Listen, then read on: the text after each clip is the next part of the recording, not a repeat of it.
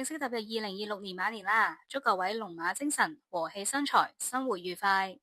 新一年我會以一個新嘅方式，借用時事發生嘅人際衝突事件，嘗試了解當時嘅情景，再運用溝通調解嘅技巧去重新演繹當時嘅情景，希望可以減低將來人際衝突嘅機會，創造一個比較和諧嘅社會啦。一踏入2026年初就發生32歲內地女食客喺上水餐廳持刀事件，而呢一名嘅內地女子佢先後用鉸剪同埋菜刀隔住窗向大批嘅警員對峙，期間仲曾經用菜刀去揮向警員嘅盾牌，最後就被制服同埋被捕。經初步調查相信佢係同職員因為付款嘅問題爭執。佢使用手機嘅電子支付，最後因為電話冇電，唔可以用電話嘅微信去付款而發生爭執。我哋可以嘗試代入當時雙方可能發生嘅情況導致今次發生衝突嘅結果。喺你侍應方面可能佢直接要求個女食客一定要俾錢啦，或者用八達通去支付，有可能言談之間埋怨個女食客冇帶夠足夠嘅充電器去充電啦。而喺個內地女子方面可能都因為同個侍應喺言談之間不斷理論啊，覺得佢帶咗叉電器又冇晒電，又會覺得好屈辱，被話佢冇錢食霸王餐，最後因為情緒激動啦，而去到廚房攞刀出嚟去威嚇個侍應。或者我哋都可以嘗試用另一個方式去重新演繹，減低今次衝突嘅機會。小姐，如果你因為電話冇晒電嘅話，請問你仲有冇其他嘅支付方式呢？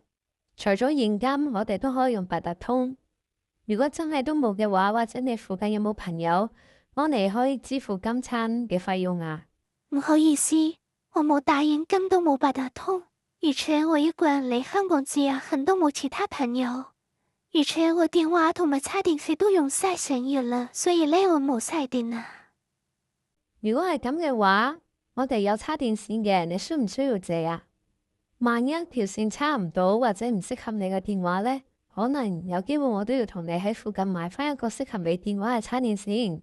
到時我哋都可以先借住買叉電器嘅錢俾你先啦。等你插好電之後你再還翻買叉電器嘅錢俾我哋，同埋食飯嘅錢俾餐廳。你意見點啊？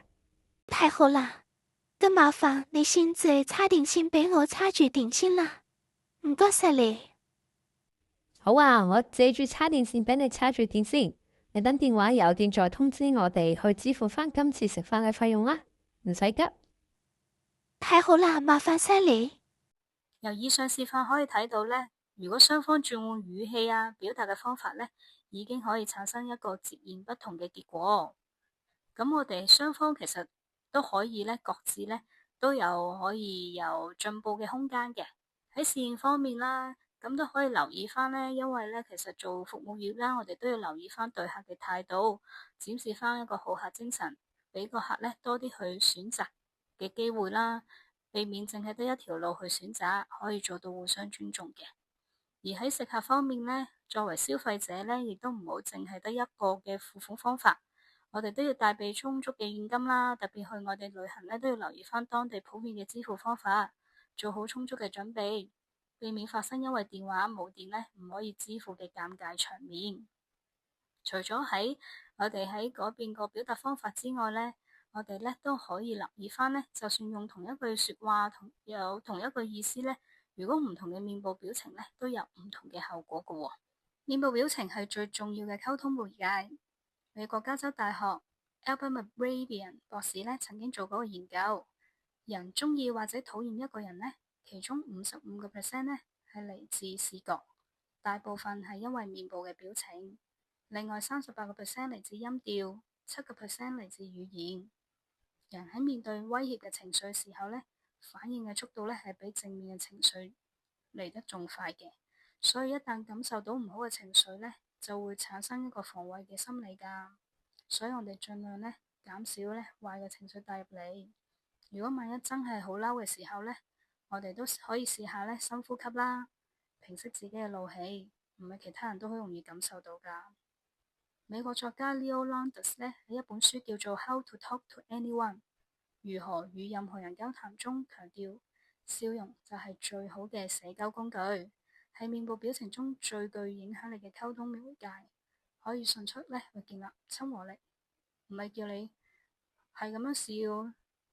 而係一個好嘅做法就係可以先注視對方面啦，停留1-2秒嘅時間，再露出微笑。佢嘅核心觀點係透過觀察對方真誠咁運用微笑啦、眼神交流同埋肢體語言等非語言嘅信息，並配合積極聆聽同埋換位思考就可以好快提升人際關係同埋職場合作，令到你嘅溝通更具魅力同埋說服力㗎。如果各位對以上嘅時事有任何意見，或者繼續去聽有關人際衝突嘅解決方法，歡迎留言俾我知啦。下次再見。